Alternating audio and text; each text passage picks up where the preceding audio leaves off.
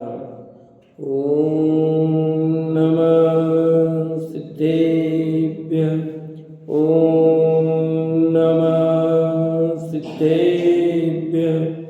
ॐ नमः सिद्धेभ्यः।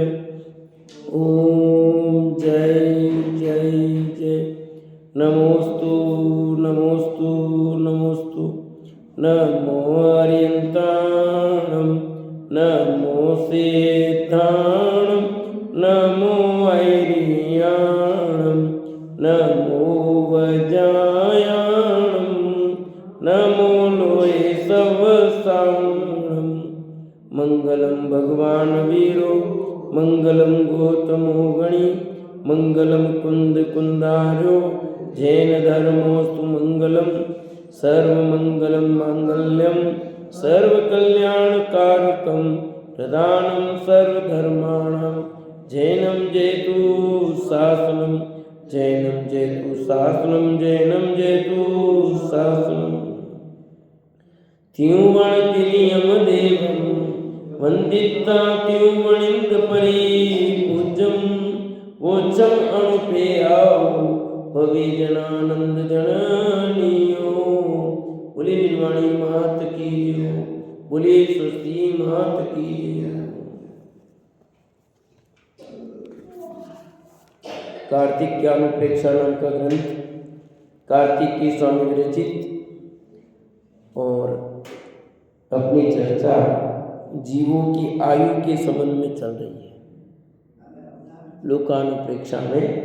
और आयु में किसकी कितनी कितनी आयु होती है अपन ने कल समझा था कि जो प्रत्येक वनस्पति हैं उनकी 10,000 वर्ष है और बाकी सभी एक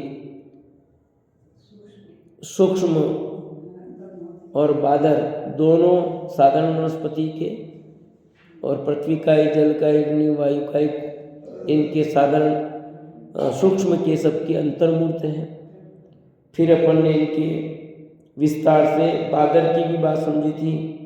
बादर की उत्कृष्ट आयु अलग अलग बताई थी। पृथ्वी कायिक की तो 22,000 वर्ष, जल कायिक की 7,000 वर्ष, अग्नि की 3 दिन, वायु कायिक की 3,000 वर्ष, 2 इंद्री की 12 वर्ष, 3 इंद्री की 49 दिन, 4 इंद्री की 6 महीना और पंचेंद्री की भोग भूमि की अपेक्षा 3 पल्ले गई थी।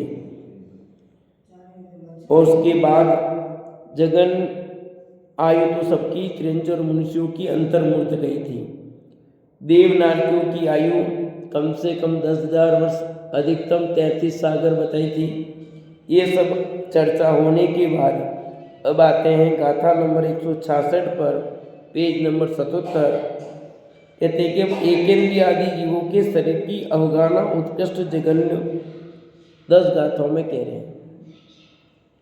अवगाहना का मतलब उनकी लंबाई कि कौन सा जीव कितना लंबा, कम से कम छोटा कितना होगा, सभी कालों और सभी क्षेत्रों की अपेक्षा है। जैसे भी हमने आयु की बात की थी सभी कालों सभी क्षेत्रों की, वैसे यहाँ भी बात भी सभी कालों की। जहाँ काल परिवर्तन होता है वहाँ नहीं होता, वहाँ सब मिलाकर के बात है, सभी क्षेत्रों की बात है। उसकी अपेक्षा यहाँ पर अवगाहना बताएंगे। अंगुल असंख बागु एक चौक देय परिमाणम जोयन सस्मयम पौम उक्कस्यम जान। एकेंद्रीय चतुष्क यानी पृथ्वी, जल, तेज और वायु का है। अप मनी होता है जल। जीवों की अवगाहना उक्त स्वयं जगन्य तथा उत्कृष्ट अंगुल संख भागो गण अंगुल के असंख्यात भाग जान जानो। यहाँ सूक्ष्म तथा बादर पर्याप्तक अपर्याप्तक का शरीर छोटा बड़ा है तो भी गणांगुल के असंख्यात भाग ही सामान्य रूप से का है। विशेष गोमट सार से जानना चाहिए। और अंगुल उत्सेद अंगुल 8 यह प्रमाण लेना प्रमाण अंगुल न लेना। प्रत्येक वनस्पति काय में उत्कृष्ट अवगाना युक्त कमल है, उसकी अवगाना कुछ अधिक 1000 योजन है कमल की। ठीक है, तो यहाँ बताया है कि पृथ्वी का एक, जल का एक, अग्नि का एक, वायु का एक, इनकी जघन्य और उत्कृष्ट गण अंगुल के असंख्यात भाग इनकी काया होती है, शरीर होता है।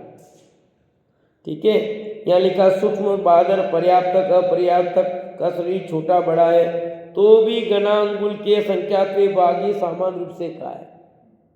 पर्याप्तक हो अपर्याप्तक हो सबको मिला करके यहाँ गणा अंगुल के संख्यात भागी का है।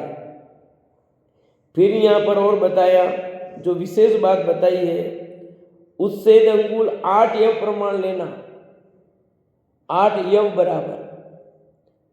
जो प्रमाण अंगुल है वो 24 अंगुल का होता है, उसको नहीं लेना यहाँ पर। हाँ, 8 यव प्रमाण लेना। जो वतन जो यव कहलाता है, ये असली में तो ये भाग होता है ना, यहाँ पर बनता ना,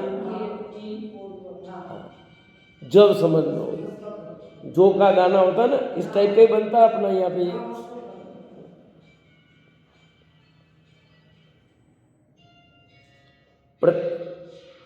उत्कृष्ट अवगाना कमल की बताई वनस्पति में, प्रत्येक वनस्पति काय में उत्कृष्ट अवगाना कमल की बताई, और वो बताइए कुछ अधिक 1000 योजन, यानी 1000 से कुछ अधिक। किसकी? कमल की।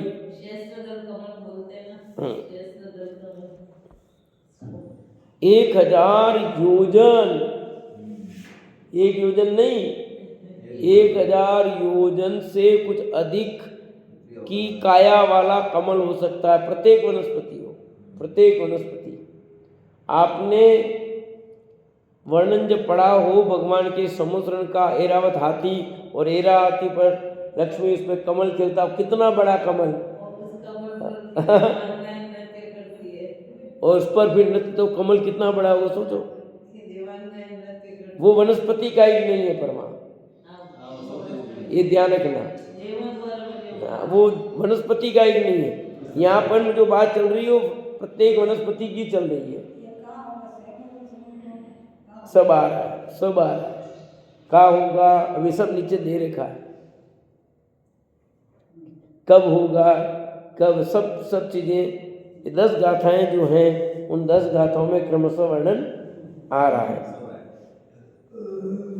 वायस जोयण शंखो कोस तीयम गोभी वया समुदिठा भमरो जोयण मेघम सस्त समुच्छीमो मच्छो।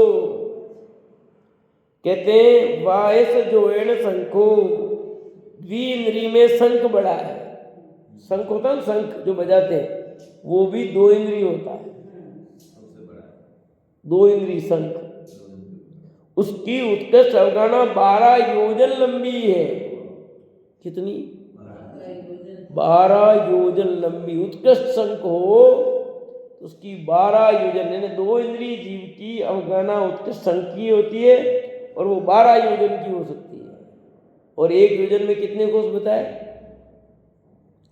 भूल गए, अभी बताए थे 2 दिन पहले। 1 योजन में कितने कोष?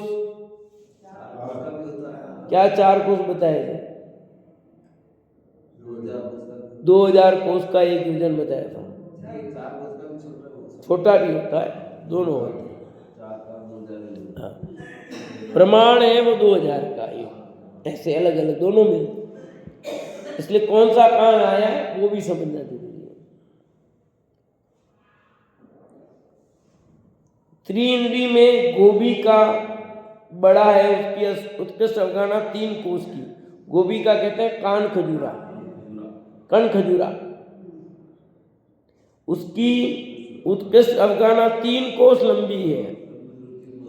कण खजूरी देखो 3 कोष रो, अपन तो इतना सा देखा, अपन ने तो कण खजूरिया इतने इतने, कितना का है? 3 कोष का, 3 कोष का तभी आपके कॉलोनी तो कुछ नहीं है,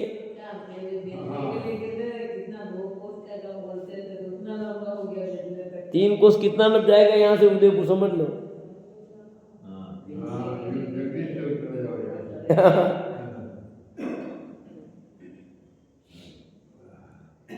अपने को क्या ये बात किसी अपन तो क्या जिनवाणी सुनते ना तो अपन सत्य बात मान लेते हैं, पर किसी को दूसरे को कहे ना तो ये बात गप लगती है उसको। क्यों गप लगती है? क्योंकि वर्तमान में ये चीज दिखाई देती नहीं है इसको। ऐसा थोड़ी हो सकता है, ऐसा थोड़ी हो सकता है, ऐसा थोड़ी हो सकता है भैया। ये अभी के इस काल में तुम्हारे क्षेत्र की बात नहीं चल रही है, इस क्षेत्र की और इस काल की बात नहीं चल रही है यहाँ पर।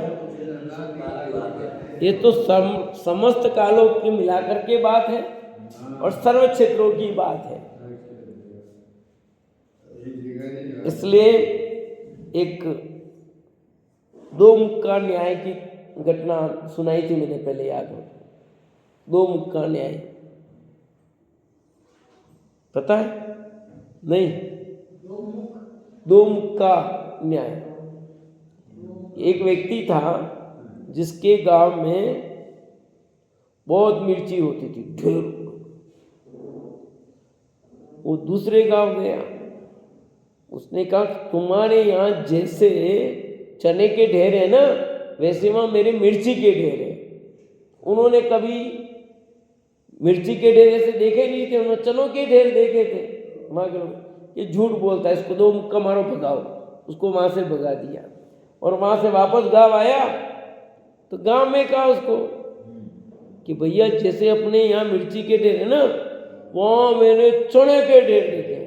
चने के ढेर ऐसे होते कभी? उनने मामूली चने देखे थे कभी? उसको 2 मुक्का मारा, उसको भगाओ।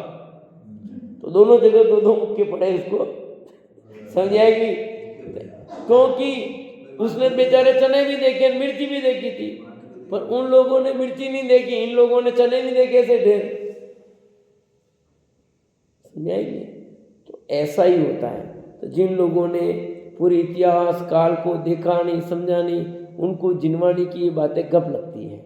ये तो बैठे बैठे रख दी होगी, गप है, पर ऐसा नहीं है भैया। आपने कितने प्लेन साथ में देखे? हाँ, 1-2 देखे, 2-4 देखे होंगे। हमने 500 प्लेन हो सकता है क्या? प्लेन 500 एक साथ हो सकते हैं? हाँ। अब जिसने नहीं देखे कभी वो क्या कहेगा, ऐसे कैसे हो सकता है? अब बड़े बड़े जो पड़े 100 कितने बड़े, जैसे आता नंबर उड़ते रहते और हर मिनट में 1-2 प्लेन उड़ते हैं। रोज के कितने उड़ते हैं? हाँ। इतने प्लेन उड़ते हैं बम्बई में, हर मिनट उतर रहा चढ़ रहा, उतर रहा चढ़ रहा, कितने कोई पता ही नहीं लगता है कितने उतर रहे हैं कितने चढ़ रहे हैं।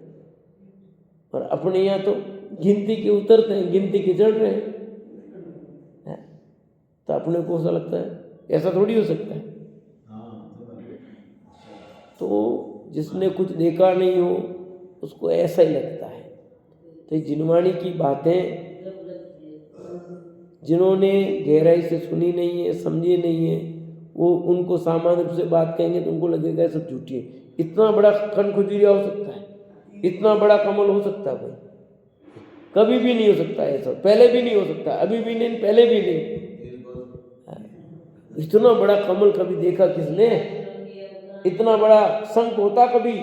हाँ, इतना शंख बड़ा के 12 योजन लंबा शंख आदमी पकड़ ही नहीं सकता है। इतना का आदमी 12 योजन का कैसे पकड़ता होगा? तो तुम्हें पता ही नहीं कि आदमी की लंबाई भी 500 धनुष होती है। समझ आएंगे? मनुष्य की अवगाना भी 500 धनुष है उत्कृष्ट, और 525 भी अपवाद रूप में। बाहुबली की थी नहीं? 500 तो कॉमन है, अपवाद रूप में 525 भी हुई। तो फिर इसलिए हम लोग तो जिनवाणी सुनते हैं, इसलिए हमको तो सहज स्वीकार हो जाता है।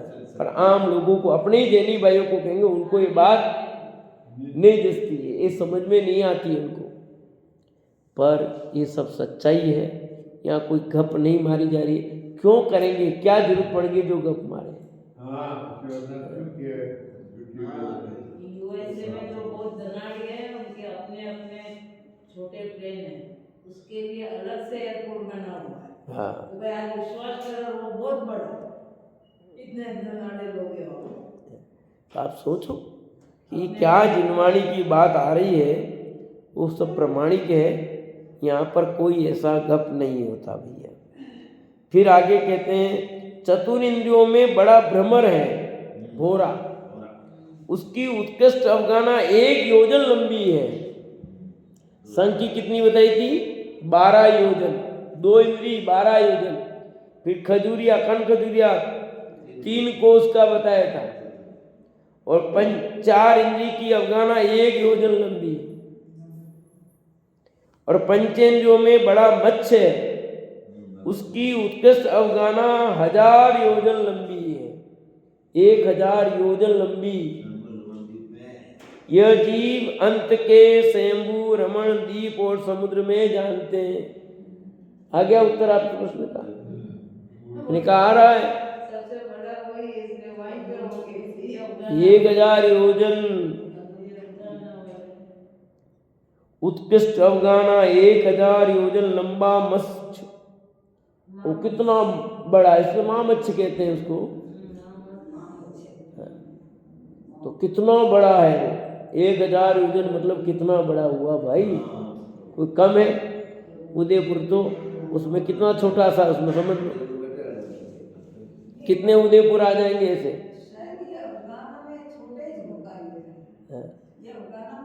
छोटा भी लो तो भी उदयपुर छोटा पड़ता है आपका। आज छोटा ले लो, छोटा प्रमाण में लोगे तो कम थोड़ी है क्या 1000 योजन? कितना 1000 योजन कितना हो गया भाई? 2 प्रकार के बता लो, एक प्रमाण योजन होता है, एक छोटा योजन। दोनों बातें कहाँ क्या लेना सब दे। तो ये सब अवगाना यानी उनकी ऊंचाई लंबाई कितनी है। अब नारकियों की उत्कृष्ट अवगाना कहते हैं, नारकियों की। अब नारकियों की भी छोटी बड़ी कितनी होती है देखना भी।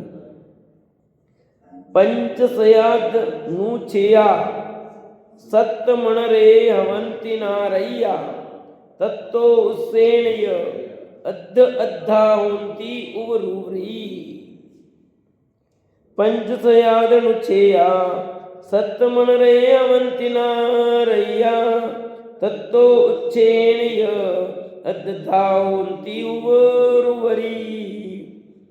7वें नरक में नारकी जीवों का शरीर 500 धनुष ऊंचा है। 7वें नरक के नारकी का शरीर 500 धनुष है। इधर यूं पहले से नीचे नीचे नीचे नीचे बढ़ता हुआ है, स्वर्ग में नीचे से ऊपर घटता घटता घटता है। अभी आएगा आगे तब बात करेंगे। उसके ऊपर शरीर की ऊंचाई आधी आधी है। 6ठे में 250 धनुष, 5वें में 125 धनुष, 4थे में 62.5 धनुष, तीसरे में 31.25 धनुष, दूसरे में 15 धनुष 10 आना, पहले में 7 धनुष 13 आना। इस तरह जानना चाहिए। इनमें 49 पटल हैं, उनमें न्यारी न्यारी भिन्न भिन्न विशेष अवगाना त्रिलोक साथ से जानना चाहिए। यानी कि 7 नरक हैं, 7 नरक के 49 पटल हैं टोटल। तो नीचे से चलते हैं पटल, तो 7वें नरक के बीच एक ही पटल है 7वें नरक का, तो 500 धनुष के। फिर धीरे धीरे जैसे जैसे पटल ऊपर जाते हैं तो उनकी अवगाना कम होती हुई है। यहाँ हमने 7 नरक की उत्कृष्ट जो अवगाना वो बता दिया, फिर धीरे धीरे धीरे कम होती जाती है। आधी नहीं, हमने 500 है ना, तो 7वें नरक की 500 धनुष, फिर जो 6ठा नरक है उसकी 250 धनुष, पर 250 पूरे छठे नरक की नहीं, उत्कृष्ट वाली। फिर धीरे धीरे जैसे पटल है ना, छठे नरक के जितने पटल है, तो पहले में जो पहला इधर नीचे से पहला जो है उसमें तो है 250 धनुष, फिर अगला जो पटल है उसमें और कम कम होते होते होते फिर जब आएगा कौन सा, पहला कहाँ जाएगा अभी आएगा छठा नरक के बाद पांचवा आएगा। पांचवें नरक में 125 धनुष होगी, ठीक है। फिर चौथा नरक आएगा, पर चौथे और पांचवें के बीच में जितने पटल है उसमें कम होती हुई आई है वो यू, ऐसा कहना है। फिर आ गया चौथा, तो 125 का आधा करो तो 62.5 आ गया, लिखा देखो चौथे में 62.5 धनुष। फिर ऐसे कम होते होते तीसरा आएगा और तीसरे में 31.25 रह जाएगा। फिर दूसरा आएगा तो 15 धनुष 10 आना रहेगा, और पहला आएगा 7 धनुष 13 आना है, यानी 7 धनुष 13 आना पहले नरक की अवगाना है। तो यहाँ पहले से नीचे जाते तो बढ़ती हुई है, क्या है, पहले नरक से जैसे जैसे नीचे जाते जाएंगे तो अवगाना बढ़ती हुई है, नारकियों की बढ़ाई है। और स्वर्ग में भी उल्टा आएगा, ठीक है। दोनों का क्यों, यहाँ पाप बढ़ता हुआ है तो अवगाना बढ़ती है, वहाँ पुण्य बढ़ता हुआ है अवगाना घट रही है। तो यार ऐसे कैसे, ये समझ में नहीं आया। वहाँ पर आप देखोगे अभी आएगा कि जो 5वें अनुत्तर हैं उनके एक हाथ की लंबाई होती है, कितनी, एक हाथ के होते हैं। कौन, सर्वार्थ सिद्धि के देव एक हाथ के। और यहाँ छठे अभी आएगा छठवा काल मनुष्यों का, तब मनुष्य एक हाथ के होंगे। इसका पाप पुण्य का हिसाब नहीं लगाना, शरीर की लंबाई छोटी बड़ी, जहाँ जहाँ जिस प्रकार के शरीर नाम कर्म का उदय होता है उसके अनुसार उसकी लंबाई फिक्स है समझे। अब आप ये कहोगे उस समय पुण्य ज्यादा था कि लगाओ यहाँ मनुष्य हो गया, पर वहां पर भी जो लंबाई फिक्स है उसके अनुसार ही चलना पड़ेगा। उस क्षेत्र में फिक्स है एक हाथ का ही, पर जबरदस्त पुण्यशाली जीव है वो।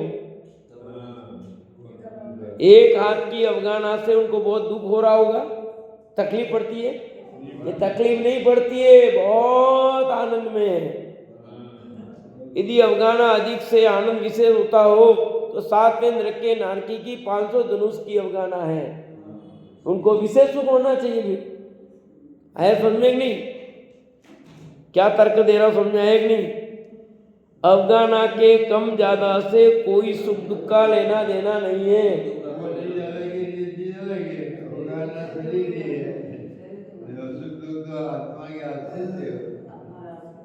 सर्वार्थ सिद्धि के देवों की अवगाना एक हाथ, और नारकियों के 7वें नरक की उत्कृष्ट अवगाना 500 धनुष।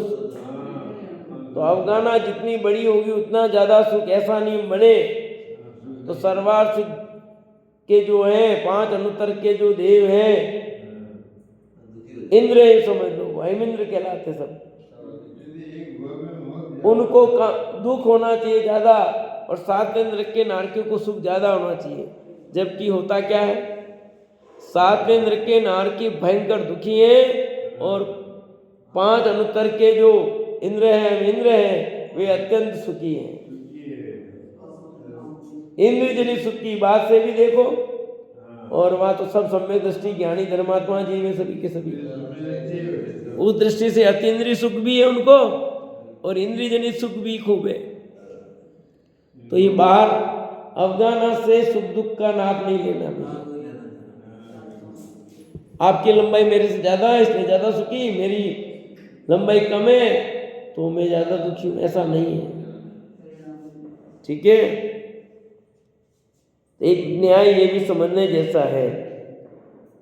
तो जैसे जैसे नरक नीचे नीचे जाते जाएंगे, पहले से नीचे तो बढ़ती जाएगी अवगाना, और नीचे से लेंगे तो अवगाना घटती हुई क्रम में आएगी। तो बहुत बढ़िया तरीका याद करने का, आधे आधे करते जाओ सब में, 500 धनुष याद रखो, फिर 500 से आधा 250, 250 125, 125 से 62, 62 ऐसे करे 31 आ गया कि नहीं, और फिर और कम करते जाओ। तो ऐसे करके क्रम 31 धनुष, दूसरे में 15 धनुष 10 आना, पहले में 7 धनुष 13 आना हो जाएंगे।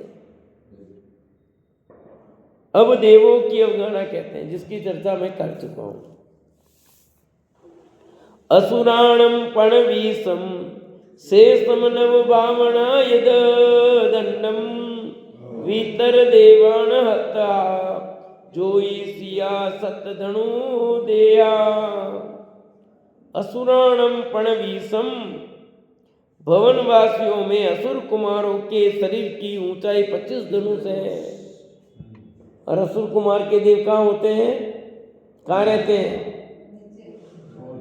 प्रथम भूमि के दूसरे भाग में, ठीक है। इनका निवास नीचे, इस पृथ्वी के नीचे। रत्न प्रभा के दूसरे भाग में, और इनकी अवगाहना बताई है 25 धनुष। कितने धनुष? बाकी 9 भवनवासियों की 10 धनुष, जो कहाँ रहते हैं 9? रत्न प्रभा की पहली जो स्टेज है तारखर भाग, उसमें रहते हैं, और मध्य लोक में भी रहते हैं। उनके भी सबकी यही है। वेंत्रों के शरीर की ऊंचाई 10 धनुष, भवनवासियों की 10 धनुष, और वेंत्रों की भी 10 धनुष। ये भी वहीं रहते हैं रत्न प्रभा के खर भाग में, और साथ में मध्य लोक के संख्या द्वीप समुद्रों में। वेंतर के शरीर की ऊंचाई 10 धनुष, ज्योतिषी देवों के शरीर की ऊंचाई 7 धनुष है। ज्योतिषियों की इनकी कम है, 7 धनुष है। ज्योतिषी देव कौन कौन है? सूर्य, चंद्र, ग्रह, नक्षत्र और तारे, ये विमान हैं। इन विमानों के अंदर देव जो रहते हैं वे ज्योतिषी कहलाते हैं। ये एक तारा है, तो एक विमान है। एक विमान है। ज्योतिषी देवों के विमान है। एक विमान में अनेक देव रहते हैं, एक ही नहीं रहता है। इतना बड़ा विमान होता है। दूर की वस्तु छोटी दिखाई देती है, आपने विज्ञान में पढ़ा हो तो। दूर की वस्तु छोटी दिखाई देती है, ऐसा नियम है। आप देख लो प्लेन, आप प्लेन में बैठे हो, प्लेन कितना ऊंचा होता है, यहाँ से देखो कितना दिखता है।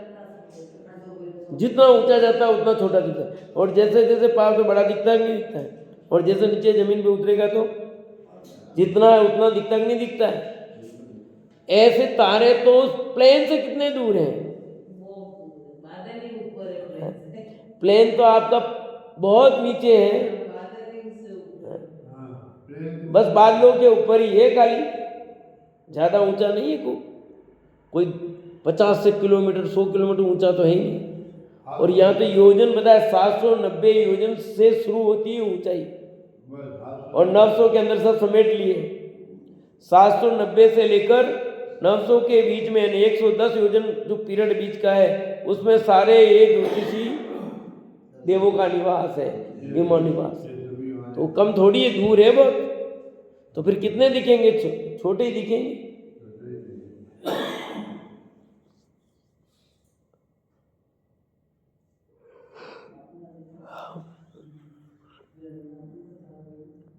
तो तीनों की होगी। भवनवासियों में असुर कुमार की कितनी बताई? 25 धनुष। बाकी 9 भवनवासियों की 10 धनुष। वेंत्रों की 10 धनुष, और ज्योतिषियों की 7 धनुष। क्या इनका तो वैकृत शरीर होता है? हमने तो सुना है वैकृत शरीर कितना भी लंबा चौड़ा कर सकते हैं, तो बिल्कुल सही है। ये तो मूल शरीर की बात बताइए, मूल शरीर जो होता है उसकी बात बताइए। देवों में वैकृत शरीर होता है, उनके पृथक पृथक पृथक करने की, एक शरीर से अनेक रूप बनाने की शक्ति भी है। शरीर को लंबा चौड़ा करने की वो है, तो वो करते हैं, उसके उनके वैकृत शरीर से कर भी सकते हैं। ये तो मूल शरीर की बात बताइए, अवगाहना कितनी होती है, तो फिर नहीं कहना चाहिए कितनी इनको, तो मतलब तुम्हारे अनुसार सब चलेगा क्या? तुम कहोगे वैसा करेंगे क्या? नहीं कहना चाहिए, कहना ही क्यों चाहिए नहीं? आप तो अपने घर की खेतियों जैसे प्रश्न करते हैं सब कई लोग। यहाँ जो है वस्तु स्वरूप उसको बताया जा रहा है, तुम्हारे अनुसार नहीं। फिर ऐसा कहना क्यों नहीं है, ऐसा क्यों कहते हैं, ऐसा क्यों किया? अरे भैया, तुम अपने दिमाग से सही तसल्ली से सोचो, सब उत्तर तुम्हें मिलेगा। तुम्हारे अनुसार दुनिया नहीं चलती, तुम्हारे अनुसार वस्तु का परिणमन नहीं होता। तो हम तो बेवकूफ़ बन जाएंगे, बेवकूफ़ बनो, तुम जानो तुम्हारा काम, हम थोड़ी बेवकूफ़ बना रहे हैं। यहाँ तो जैसा वस्तु स्वरूप है वो बता रहे हैं, तुम्हारी समझ में नहीं आता है, तुम्हारा दोष है। किसका चेहरा खराब हो तो उसमें दर्पण का क्या दोष? दर्पण को फोड़ने से चेहरा सही हो जाएगा? हैं मम्मी, हाँ सो रहे हो? दर्पण में आप अपना चेहरा देखो, और दर्पण में चेहरा आपका दिखाए एकदम पतला पतला, तो आपको दर्पण में मेरा चेहरा सा दिखा रहे, दर्पण फोड़ दो आप, दर्पण का दोष है, आपका दोष है। आपका चेहरा जैसा दिखा रहा है, दर्पण का कोई दोष नहीं है। ऐसे ही जिनवाणी में तो वस्तु का स्वरूप जैसा है वैसा दिखा रहे हैं। जिनवाणी को फाड़ने से कुछ नहीं होगा भैया, जिनवाणी को जलाने से कुछ नहीं होगा। ये तो जिनवाणी में वस्तु स्वरूप बताया है, उसे तो स्वीकार कर भैया, नहीं करे तो तेरा दोष है, जिनवाणी का कोई दोष नहीं है। अब स्वर्गों के देवों की बात करते हैं। ये तो ही 3 प्रकार के देव, भुवनवासी, व्यंतर, ज्योतिषी, जो स्वर्ग में नहीं है, यानी ऊर्ध्वलोक में नहीं है, ये मध्यलोक और अधोलोक में है। ये 3 प्रकार के देव कहाँ रहे? मध्यलोक और अधोलोक में। अब चलते हैं ऊर्ध्वलोक में। स्वर्गवासी वही है जो ऊर्ध्वलोक में जाता है, स्वर्ग वही है, पर अपने तो नरक गया हो तो हम त्रिंज बना तो भी स्वर्गवासी लिखते हैं। अच्छी बात है, अच्छे शब्दों का ही प्रयोग करना चाहिए। अपने को थोड़ी पता है कोई मर करके कहाँ गया है, इसलिए हमें अच्छे शब्दों का ही प्रयोग करना चाहिए, उसमें कोई दिक्कत नहीं है स्वर्गवासी लिखते हैं तो। हाँ, देह परिवर्तन हो गया वो पर उसमें लिखते हैं, पर आगे तो स्वर्ग ही लगाए थे ना। बाकी तो तुम लिखो ना, भले कुछ भी लिख दोगे, ठीक है। देह परिवर्तन हो गया, देहावसान हो गया, सब लिखेंगे, वो अलग चीज है। दुग दुग चदु चदु दुग दुग कप सुराणम शरीर परिमाणम सत छ पंचहत्ता चौरो अद्य दत्तहीनाय हिट्टी मज्जी मुवरी मगे वज्जेत विमान 14 अद्य जुद्धा वे अत्था हीणम अद्यम दद्देयम उवरीम। दुग दुग चदु चदु दुग दुग कप्प सुराणम शरीर परिमाणम। 2 सोधर्म ईशान, 2 सानत कुमार महेंद्र, 4 ब्रह्म ब्रह्मोत्तर लांतव कापिष्ट, 4 शुक्र महाशुक्र सतार सहस्रार, 2 आनत प्राणत, 2 आरण अच्युत, युगलों के देवों का शरीर क्रमश से 7 6 पंचहत्ता चौरो अद्यत हीणाय 7 हाथ 6 हाथ 5 हाथ 4 हाथ 3.5 हाथ 3 हाथ ऊंचा है। हट्टिम मज्जी मूर मगवज्जे त विमान 14 से अधो ग्रवेक में, मध्य ग्रवेक में, ऊपर के ग्रवेक में, 9 अनुदिश तथा 5 अनुत्तर में क्रमश आधा आधा हाथ हीन था, 2.5 हाथ, 2 हाथ, 1.5 हाथ और 1 हाथ देवों के शरीर की ऊंचाई है। यानी क्या कह रहे हैं कि स्वधर्म और ईशान इंद्र की जो ऊंचाई है वो 7 हाथ की है। कितने हाथ की?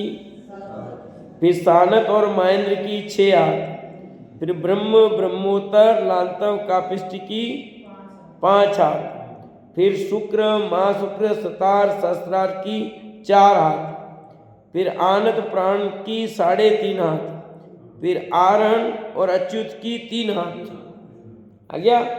पहले 2, फिर 2, फिर 4, फिर 4, फिर 2, फिर 2। आया समझ में? 2 2 4 4 2 2 16 हुए कि नहीं हुए? 2 2 4 4 8 4 12 13 14 15 16। तो 2 2 4 4 2 2 ऐसा। तो इनकी सबसे अधिक किसकी बताई? 7 हाथ। फिर 7 से बाद 6, 6 के बाद 5, 5 के बाद 4, 4 के बाद 3। ठीक है? अंतिम में 3.5 हाथ आ गया। 3.5 हाथ है। 4 हाथ के बाद 3.5 हाथ, फिर 3 हाथ ऊंचा। ये क्रमशः बता दिए इन्होंने। 7 हाथ, 6 हाथ, 5 हाथ, 4 हाथ, 3.5 हाथ, 3 हाथ। ये कुल इनकी अवगाना है। अब आगे फिर चलते। 16 स्वर्ग के बाद में आते हैं 9 ग्रवेक, फिर आते हैं 9 अनुदिश, और 9 अनुदिश के बाद आते हैं 5 अनुत्तर। तो 9 ग्रवेक में भी बताया 3-3 का जोड़ा बताया। देखो, अधो ग्रवेक, मध्य ग्रवेक और ऊपर के ग्रवेक। 9 3-3 का लेना, और 9 अनुदिश और 5 अनुत्तर क्रमशः अद्जुदा वे हत्ताहीनम, आधा आधा तीन तार 2.5 हाथ, फिर 2 हाथ और 1.5 हाथ। 3 हाथ था ना पहले, 3 हाथ का आधा किया तो आधा कम किया 2.5 हाथ हुआ। फिर 2.5 में आधा कम किया 2 हाथ, फिर 1.5 हाथ, और 1 हाथ देवों के शरीर की ऊंचाई है। ठीक है?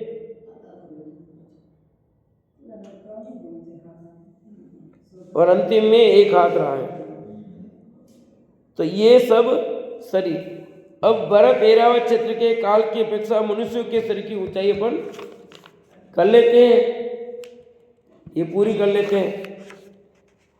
अब सप्पणीय पढ़ में काले मुनियाति कोसु छेया छठस्वी अवसाने हत प्रमाणम विहताय। यहाँ कहते हैं कि अवसर्पणी प्रथम काल के आदि में मनुष्यों की शरीर 3 कोस ऊंचा था। फिर 6वें काल के अंत में मनुष्यों का शरीर 1 हाथ ऊंचा होता है। 6ठे काल के जीव वस्त्रादि रहित होते हैं। अब समझ आ गया? 6वें काल में वस्त्र नहीं रहेंगे। क्यों? खेती नहीं रहेगी, अग्नि नहीं रहेगी, कुछ नहीं रहेगा। आदि काल आ जाएगा। जो कहते ना, आदि काल में मनुष्य नग्न रहते थे, फिर छाल के कपड़े पहने, तो वो सब आने वाला है। क्यों? पंचम काल में ही धीरे धीरे लास्ट वस्त्र खत्म हो जाएंगे, क्योंकि 4थे काल में 3रा काल आ गया, 3रे और पंचम काल में 6वां काल आ जाएगा। तो लास्ट में ही वस्त्र नहीं मिलेंगे, तो लोग ये पहनेंगे थोड़े काल तक। तो अभी भी पहनते हैं मत कल कुछ, धीरे धीरे होगा वस्त्रहीन। आग नहीं होगी, सब खत्म। ये आपके मकान नहीं मिलेंगे, मंदिर नहीं मिलेंगे, मस्जिद नहीं होगी, गिरजाघर नहीं होंगे, चर्च नहीं होंगे। लड़ाई कर लो अभी, अभी जितने लड़ना लड़ लो, मंदिर मस्जिद गिरजाघर सब, पर कुछ नहीं मिलने वाले, सब खत्म। आपने जितना भी डाला नीचे जमीन में, सब कुछ नहीं निकलने वाला है। जिन प्रतिमाएं सब चली जाएगी, कुछ नहीं रहेगी। आपने तांबे की बनाई कि पित्तल की बनाई कि कितनी किसकी भी बनाई, अष्ट धातु की बनाई, किसकी भी बनाई, सब खत्म। कितना इकट्ठा करके रखना है बोलो, रखो, सब खत्म हो जाएगा। नहीं नहीं, हम तो सोने के पार्ट खरीद के रखेंगे। सोने के पार्ट नहीं रहेंगे न पाटिया नहीं रहेंगे। अरे ये तो आपके सामने देखते देखते खत्म हो जाते हैं। छठवें काल की बात नहीं है, ये तो आपके सामने देखते देखते खत्म हो जाते हैं। तो ऐसे ही जीवों की स्थिति होगी कि प्रथम काल में, अवसर्पणी काल में 3 कोष, फिर 2 कोष, फिर 1 कोष, फिर 500 धनुष, और फिर अभी 3.5 हाथ, और फिर 2 हाथ लास्ट में। पंचम काल के लास्ट में 2 हाथ रह जाएंगे। फिर छठवें काल में जाकर के आगे स्टार्ट में 2 हाथ होंगे, फिर धीरे धीरे 1 हाथ, ऐसे आएंगे। ठीक है, तो हम सब इन अवगानों को जानकर अपने स्वरूप में विचरण करें और अपना अवलंबन लें। इसी भावना से विराम देते हैं।